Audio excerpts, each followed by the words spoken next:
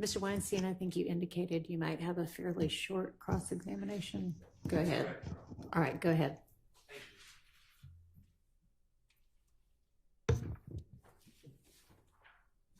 Good morning, Mr. Copeland. Good morning. My name's Doug Weinstein. I'm Diamante Kendrick's attorney. I think you know him as Yak, right? Yes. Okay. So when I refer to him, I'll just call him Yak. I know you weren't feeling well yesterday. How are you feeling today? I'm feeling better. Thank you. Okay, good. I'm glad to hear that. I'm not going to ask you a lot of questions about years ago because it's been about 9 years. I can't remember what I had for lunch yesterday. But I will ask you a few. So let's talk about 9 years ago. You've stated repeatedly that you would tell the police anything to stay out of jail, right? Yes. You said yesterday, tell me if you remember this, you said yesterday, quote, Rice Street is not prisoner jail. I don't know what that place is. It's the worst place in the world. Do you remember saying that? It is. Why do you say that? Because it's the worst place in the world. Okay. That I done been to. Okay. So let's talk about finessing the police. Okay? I think you've heard the word, I'm just going to say it once, you've heard the word bullshit a bunch the past couple of days. Right. So we'll just say BS. Is that basically what you were telling the police, BS? Yes. So you're a bullshit artist, you're a BS artist at As the you time. can see. I'm sorry. I said, as you can see. Okay. Or at least you were several years ago, correct? And I told them that. Okay. And you would stay at a jail to help yourself because you didn't want to be in there, correct? Right. And you wanted to stay at a jail to help your family, your girlfriend, your daughter, correct? To protect them. To protect them. Yes. Okay. And again, you'd say anything to stay at a jail so you could protect them. So when you said that you heard things from Mr. Garlington, from Lil D, about what them guys shot Thug, that was a lie, correct? It was. And about Yak being a driver, that was a lie, correct? It was. When you would tell these lies, I think you testified earlier that what you would do is sprinkle in like a few grains of truth in the lie. Is that correct? It's the only way you can be convincing. Can you explain to the jury that technique that you would use? All right.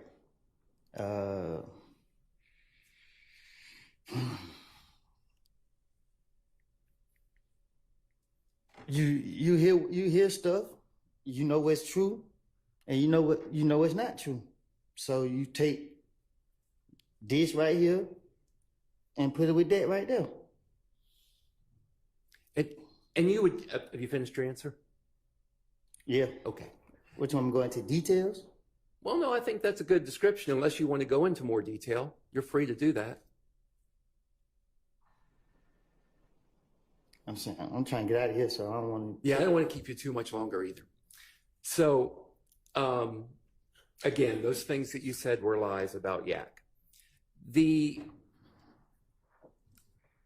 reality is that you told the prosecutors, these two prosecutors here on my left, you told them before June 7th of this year that what you had told the police, what you had told those detectives in 2015 was a lie. I told them when they came to see me that, yes. And you told them on June 7th it was a lie. June 7th of this year. That was that Friday. I don't know. When y'all go to using dates, Yeah. I don't know. I can't say what date, but I told them. And the date I'm referring to, if this helps you at all, is that first Friday that you came to court here on this case. You told them it was a lie on that date. I can't say what I told them. I can't say what date. Okay. And after they sent you away to jail for the weekend and you came back on that Monday, You told him it was a lie, that you had lied back in 2015 as well, correct? I don't understand it. Okay. Well, I'll take that question back. All right. I don't want to confuse you. All right. Okay. I recall earlier in your testimony, you said something to the effect, and these aren't your exact words, but you said, you know, my hand to God, you're telling the truth now. What you said back in 2015 was a lie. Do you remember saying that? And I still am saying it. That what you're saying on the stand today is the truth. Yes. You know, I was watching an interview you gave. Tell me if you remember giving an interview. It was published to YouTube on the 9th of August this month with DJ University. Do you remember the interview you gave to DJ University? In Chicago? I don't know where he was I based was in. sitting on the sofa? Yes, you were. Yes. Okay. And you told DJ University about coming to God lately. Do you recall that conversation you had with him? Yes. Would you relate that conversation to the jury, please? Objection on irrelevance. It goes to his credibility today on the stand, Your Honor. Just ask, instead of the conversation, just ask him whatever you want to ask. Okay. You told DJ University that when this indictment came out in this case in 2022, May of 2022, and then August of 2022, and your name was not on that indictment, that you realized that God was at work in your life. Do you remember that? And what did you mean by God was at work in your life now?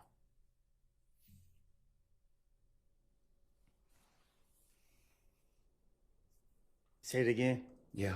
When you told DJ University, and you told him a lot about God entering your life lately, but you told him that when you saw this indictment and this case come out, that you realized that God was at work in your life. And I asked, what did you mean by that when you told him that? If you can express it. Just God is real. God is real. And you have that in your mind when you said on the stand that you put your hand to God, and what you're saying on the stand is the truth right now. That's with you knowing that God is real. Is that correct?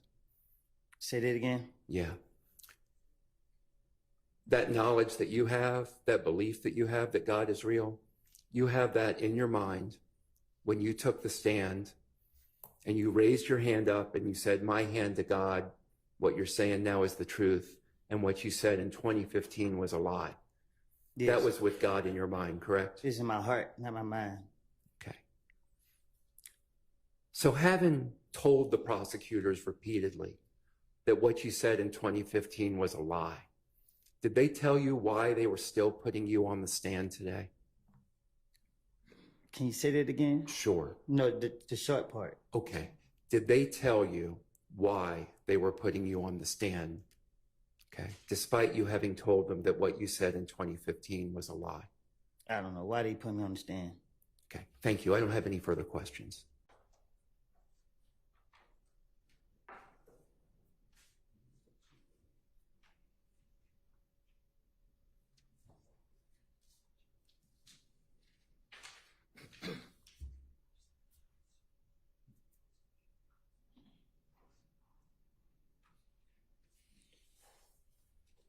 Good morning, Mr. Copeland. Good morning. My name is Carrington Matthews, and I represent Mr. Marquavius Huey over there. We're about to look at a certain exhibit, a certain picture that the state showed you a few days ago when you were on the witness stand. It was a picture of you and Mr. Huey and someone that you referenced as Nard at a restaurant. Do you remember that? Yes. Okay. That particular photograph, can you pull it up? Okay. It was taken at Mr. Pig's Smokehouse at 1992 Donald Lee Hollowell Parkway in Atlanta, Georgia, right? On Bankhead. On Bankhead. And that is probably about 20 plus minutes from Cleveland Avenue, right? Probably for, yeah. It's about that same distance, or give or take a little bit more, a little bit less, from Mechanicsville, right? Right.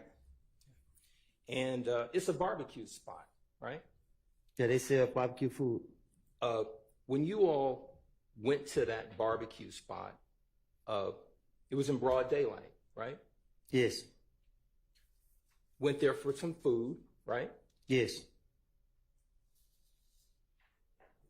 I'm going to show you this photograph, and I want to talk about it. State's going to pull it up. Now, you've not known Mr. Huey that very long, correct? Probably a couple months. Okay.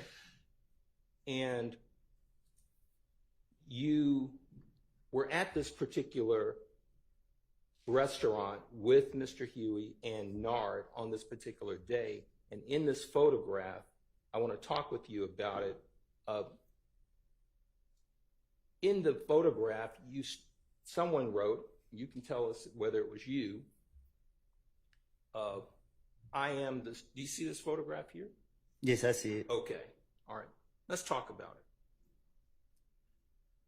Is that you in the middle? Yes. And this is at Mr. Pig's Smokehouse on Donnelly Hollowell? Yes. Okay. Now, you have your hands together. Is that correct? Yes. It looks like it's a symbol of you praying. Is that correct? It is. Okay. On your clothing, is there anything that suggests YSL on it? No. Do you see the person to your right in that photograph? Is that Mr. Huey in that photograph? With the white t-shirt? Yes, sir. Yes. Okay. Let's look at Mr. Huey. Take a look at his t-shirt. Do you see anything written on his shirt? Anything YSL on it? It's a white t-shirt. Okay. Let's look around his neck. Do you see any fancy jewelry around his neck? No. Do you see any bracelets on the arms that you do see? No. Any rings or anything of that nature? No. On this particular day, do you see, or did you have in your waistband a handgun? No. To your knowledge, did you see, or Mr. Huey have a handgun on him? No. How about this person, Nard? Did you see him with any type of handguns on that day? No. Were you all meeting there to do a crime or anything of that nature? No, we were chilling the whole day. Okay. Now, any AKs, any rifles or anything in the background in this photograph? Huh? Any picture, any weapons? No. On this particular building, do you see any signs or symbols, any graffiti with YSL or anything of that nature? No. Now, you said y'all were just chilling that day. Nothing about this photograph is suggesting that you all are asking anyone to participate in any type of YSL gang or anything of that nature, is there? YSL ain't the game. Okay.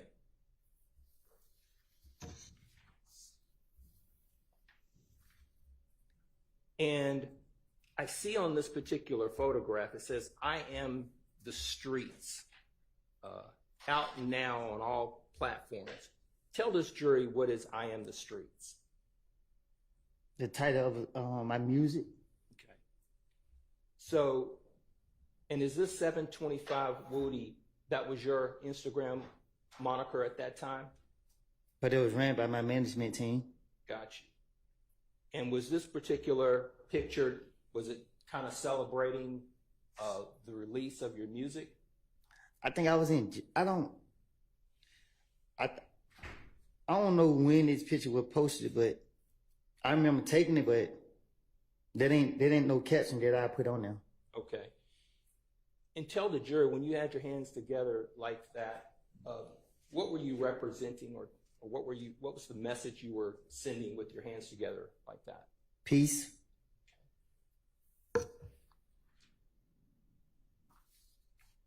Now, on this document that we're looking at, on this photograph, at the bottom it says "Free the Guys."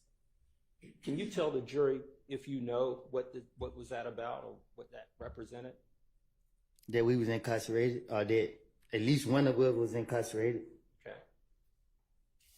And was there anything in your mind criminal or wrong about saying "Free the Guys"?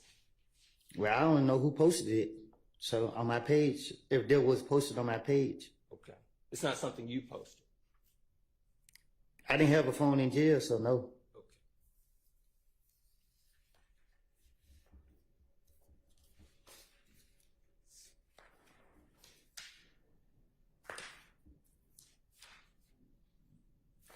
And to the best of your knowledge, on this particular day that you all met, sounds like I'm hearing you to say is that y'all weren't doing anything but chilling.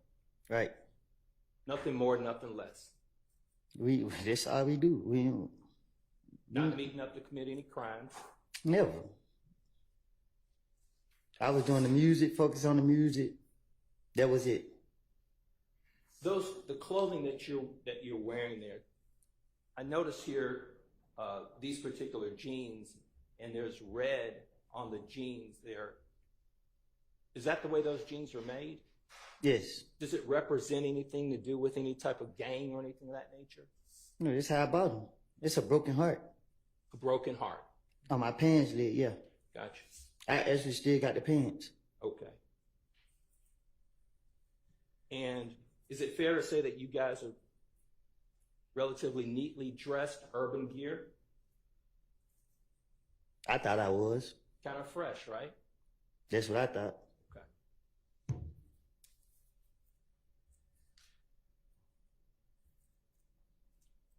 Have you had any conversations with Mr. Huey since this particular day that you're aware of? I don't know what you mean. Have you talked to him? What you mean? Have you had any conversations with him? In other words, do you... After this? Yeah. I don't. You saying Had you talked to after him? we took the picture? After that particular day, had you talked to him about anything that you can think of that had anything to do with other than chilling? What's wrong with us taking a picture? I don't believe there's anything wrong with it. Do you even know why this picture was even put up in evidence? I don't have a clue. Thank you. No further questions. Ladies and gentlemen, ladies and gentlemen, ladies and gentlemen, what you are witnessing is YSL Woody basically vindicating, with the assistance, the major assistance of the defense lawyers, vindicating the members of YSL that's accused of, running this quote unquote criminal organization. As you see there, Yak Gotti's lawyer and the other gentleman's lawyer basically using Woody's own testimony prior to this to show that he was lying and this, that, and the third. And it's funny because some of the shit that some of the things that they asking him, to me, it's clear what they're saying. Like, but to Woody, I'm like, does he even really understand? Like, you know that if you say that you want to not blame these guys for anything or get these guys going to jail, the questions that the defense is asking you are showing that. I feel like he didn't been, I'm about to say interrogated, yeah, interrogated too, but he didn't been questioned so much by the state that he think that he forgetting that this the defense. They trying to prove that they clients is innocent. The same thing that you said. Thug ain't do it. Yeah, Gotti ain't do it. You was lying about the whole thing. You lied in interrogation. You sprinkled some of the truth in. And that shit was funny when the lawyer said, explain to us the technique of how you sprinkle in some of the truth. And like, nigga, this nigga's a professional snitch. This nigga has a technique. Yo, I'm gonna tell, like I said, yo, if the state doesn't have any other powerful special guest witnesses, they lost. Point blank period. Like, they're not gonna win using those social media posts, I don't think. They need somebody of, you know, like that can have Woody's impact, that's gonna play ball with them. When I say play ball, I mean, say that, yeah, YSL and them, this the gang and this and the third, but if they don't have nobody that's gonna prove that or just even co-sign that, Thug and them is going home. You know what I'm saying? That's my opinion. I don't know what leg they have to stand on. You know what I'm saying? But to me, it's looking like Woody is following through what he said and not making them take the blame for everything that he said in the past.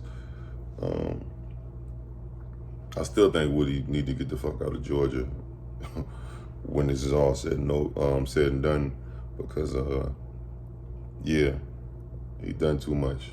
He said too much, even not just about YSL, about the whole Rich Homie Quan barbershop thing, and because now you have to worry about YSL, YFN, you have to worry about the police. He got too much opposition, you know what I mean? And if he has any kind of smarts about him, not just the pretend dumb he be playing, but yeah, you might want to get the hell out of there. But yeah, he vindicated. It looks like they're vindicating basically everybody, from Thug to Gotti to Quay to what's his name, Shannon Stillwell. And I don't know what I don't know what this state can do. You know what I'm saying? It looked like he foiled their whole plan by not playing ball and testifying to what he said in private and what he agreed to testify about, to the what he agreed with them to testify about. But yeah, man, day 120. Oh, and shout out to everybody, man. It's day 120, and we hit 120,000 subscribers, man. So I want to say I appreciate each and every one of y'all, man. We're on the road to 200K. I said we're gonna hit 200K by New Year's Day, and it's looking like it. I'm hoping. But yeah, I appreciate y'all. Y'all let me know what you think, man. Like, comment, subscribe, notification bell. I'm gone. Deuces.